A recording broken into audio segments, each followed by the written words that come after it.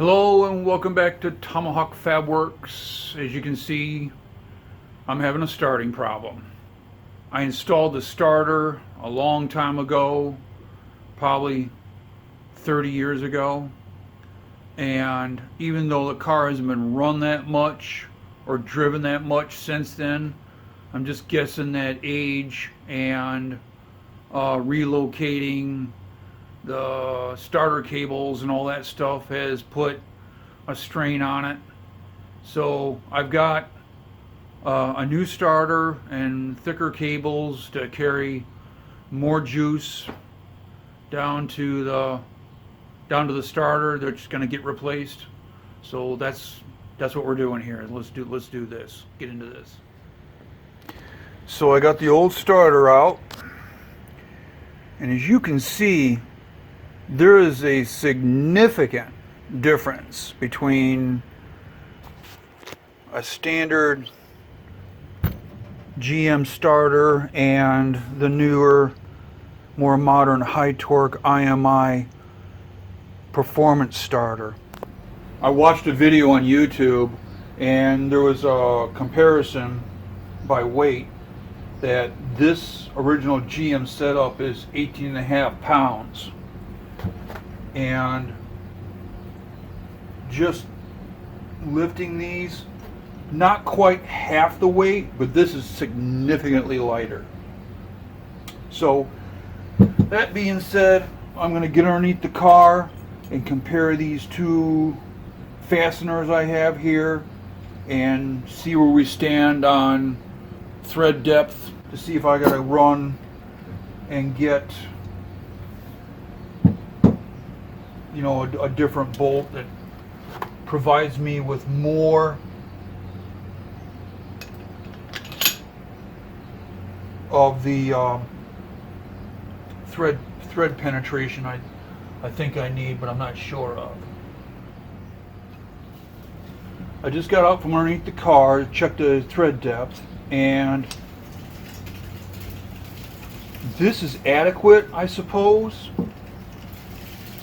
But you could go, I guess, another 1/4 inch in length on these bolts. Wouldn't hurt nothing.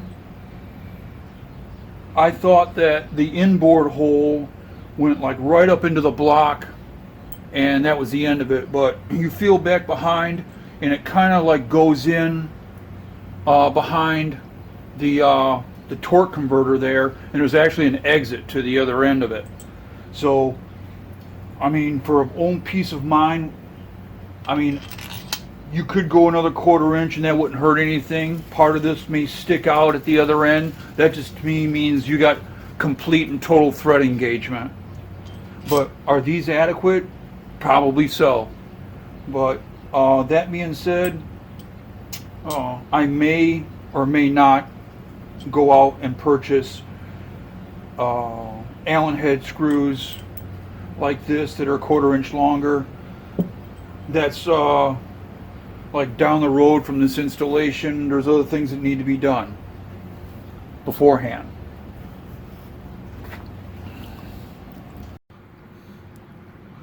So before I even go to the point of actually attaching the starter to the block, I want to update the battery cables. Here's like the standard size, right? And the stock configuration was from the battery positive, and they would travel in this direction sort of, and when the stock exhaust manifold was on, this was obviously a lot different, and the assemblers at the factory and the designers had a sort of shield that was attached, I believe, here, and it was kind of like a steel tube of some kind, and the positive battery cable ran through it with some sort of insulating material there that would keep it from, getting fried or melted. And so this distance right here down to there was considerably shorter than what I'm doing. I did that just because I'm trying to neaten up the engine bay make it look better. It's my own personal preference. So this makes it like probably double the distance, and it just ain't working anymore. So I purchased some thicker cables, which I probably went overkill on. These are 4/0 cables. These are, as you can tell, they're considerably larger. Probably double of what I need, but the purchase has been made and I got to run with it and see how they go. And I had to search the internet and found these battery connections on eBay for 4/0 gauge wires, and they will go on as so. When I bought the pair, they even stamped a little positive sign and a little negative sign in each one. But that being said, that's how they're going to go. So these will have to, I'm going to strip the wire accordingly and insert it into this tube here. I'll drill some holes and hopefully soak it with enough solder to make the proper connection. So until all that happens, I gotta take out all the wiring. So I'll get back to you here after that's done. So I'm fitting up my ground wire for the block. I can get it on there, but if I go down like this, it just pinches up against the header plate, and going this way or the other way is going to be close to the spark plug wire. I don't like that. And going just try and swing it up high isn't going to work, just because there's metal here that's built up just the way the head's built. So what I'm going to do is I'm going to make a ground stud extender. I got a piece of steel stock here, and I'm going to bring that out at least to the edge of this, just so it's out of the way. So that's the next step in this process.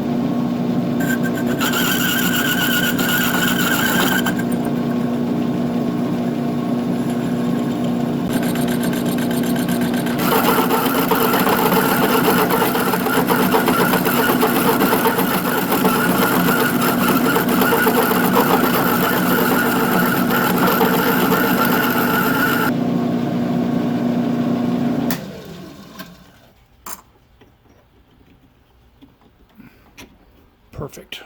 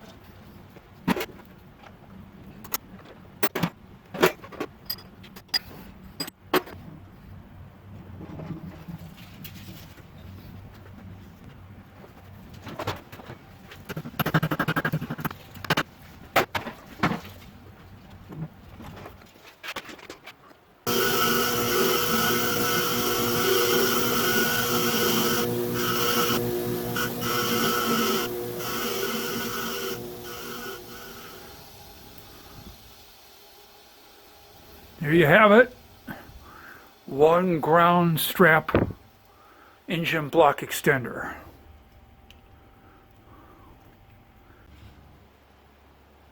All right, let's put it in and see how it works.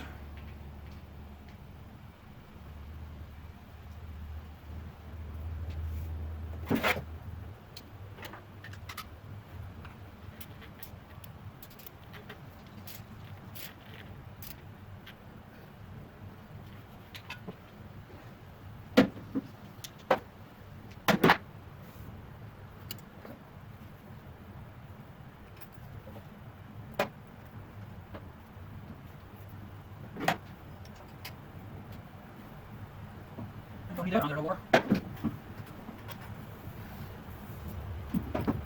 So, something like that. The clamp can go.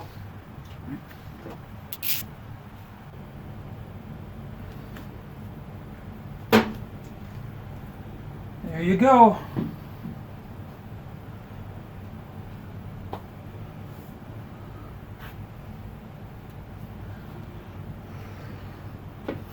Not too bad.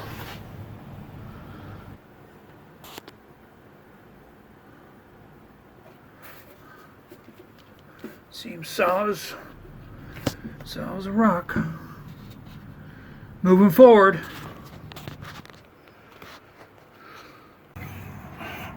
Okay, so here we are underneath the car, and I got the starter temporarily mounted up. So right here you can see this is protruding pretty much, you know, a certain distance up to the ring gear here on the flywheel, and the instructions call for 1/10 of an inch. So that means that I'm going to take the starter out and install the supplied spacer ring that came with the starter. I'll show you that here in a second. Okay, so here we are back at the bench, and I have starter shims from the previous starter, 3 of them that are 25 thousandths, and the supplied shims that come with it, these are 15 thousandths. So between these, I should be able to get this thing aligned out. The spacing calls for 20 to 30 thousandths, and in the instructions it says 25 thousandths is the ideal. But once you install this, you got to get a screwdriver while it's mounted up in the car,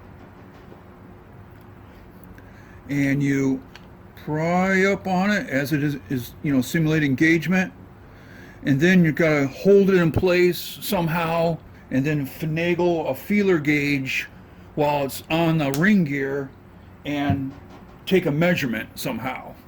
And I've seen another video of this being done, and the guy had to modify his feeler gauges in order to do the thing, but I just happen to have some old style feeler gauge and a spark plug gauge, which happen to have wire probes on it, and this one happens to be a 25 thousandths. So once I get the starter in, I'm gonna try and do the thing, get it engaged, and shimmy this in there and see if I got it right, the spacing right. This is the spacing calling for between the ring gear and the starter pinion gear, I guess you would call it, engagement gear. So it's showing 1/10 of an inch right here, plus or minus 50 thousandths. So I guess you could go as small as 50 thousandths, just as long as it's sitting behind the ring gear. So that's what I'm going to try and accomplish here. And this is the supplied spacer they give you. And this is 785 on that end. So it's 0.0785 thousandths.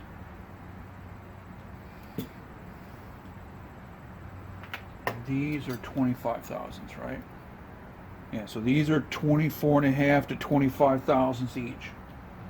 So now I got to take out the two Allen bolts that are holding this plate together and take it out and slick this spacer in. So we'll get that done.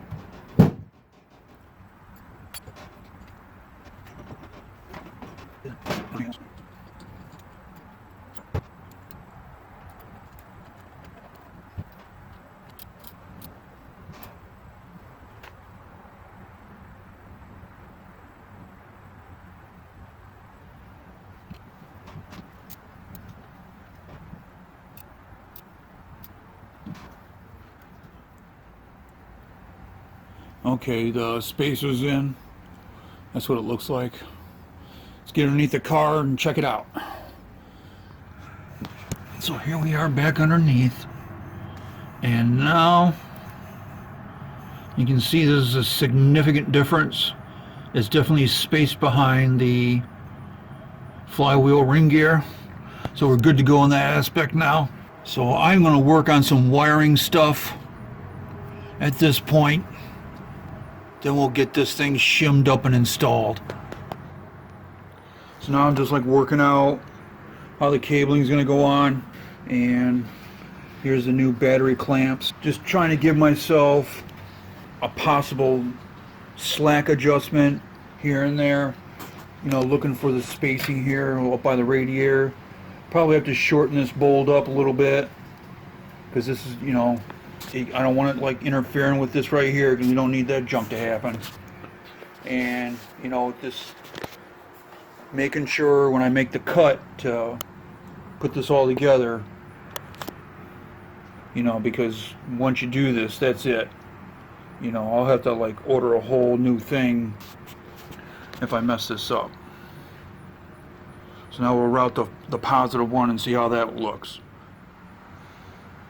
Okay, now I'm just kind of working out the positive battery cable, which pretty much happens to be the exact length I need it to be. Thank goodness I ain't got to cut this one. The next part is to get the cables and the battery clamps married together.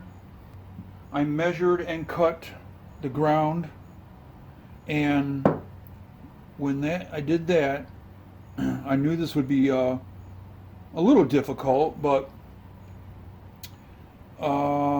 when I cut the rubber sheathing off the insulation there, the end was kind of flared off, and I was fiddling around trying to get this on for a while, and I'm trying to think of a way to get this on here, because I couldn't get the flared end in to the battery clamp. So what I did was I got a hose clamp and screwed it on the end and left about an 1/8 inch exposed and started heating it up, and I loaded it up with some solder, took the battery clamp off and went over to the belt sander, and now I got like a solid piece here just about on the end, and I was able to sand this down to a tapered size, and now right it goes on like butter. So now all I got to do now is slide this on and load this up with solder and solder this thing on. So I got it done. It took the solder surprisingly well. I coated the inside with the flux and all that, and it took the blowtorch to get the heat going. And I had a long piece. It was 10 or 12 inches long, and I just started feeding it in, and it took it. So I thought, okay, from that spot I'll cut 3 more pieces 10 or 12 inches long, and I'll feed those in too. So I did that. So it was about 4 feet of solder from the top, well, from the end back in here anyway, that I fed from this end going down in. And so I coated the inside of this with soldering paste. Got it all done, dipped it in some water to cool it. All I gotta do now is do the same thing to the positive wire, and I think that's it. And we're gonna try not a start, but see if this thing will rotate and work the way it's supposed to. Okay, it's all soldered up and on there. The wire, the cable here, it's still pretty hot. Now I'm gonna let that cool off till it's cold pretty much before we try to start.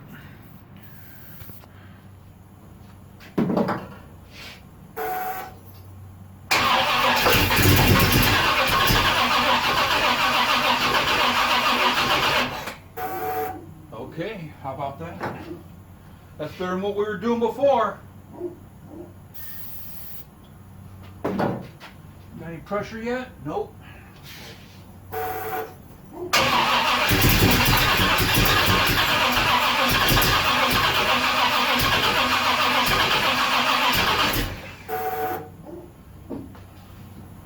And I've got some fuel coming now.